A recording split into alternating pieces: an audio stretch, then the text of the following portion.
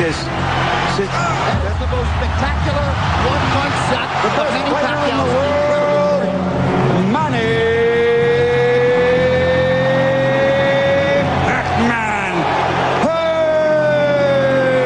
Pacquiao. Sila, nagpapasalamat sa kampiyon na ilang ulit na raw nagbigay sa kanila ng dahilan para lalong ikarangal ang kanilang pagiging Pilipino. May report si Bert Cerudo. Samantala sa Bataan, jam-pack ang People's Center ng halos 8,000 katao. Kahit may kapansanan, nagpumilit makipagsiksikan para manood ng laban ni Pacman.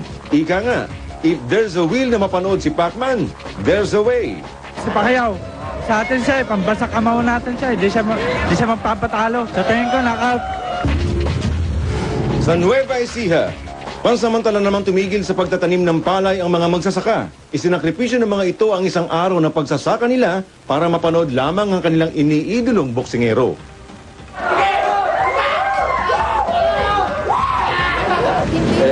Ngayong araw nga, naka-schedule yung pag-apas ko, pero sinakripisyo ko ng araw na ito para makapanood lang sa laban ni Tim Pacquiao. May bukas pa naman Bert Cerudo para sa UNTV News Worldwide at ito ang balita.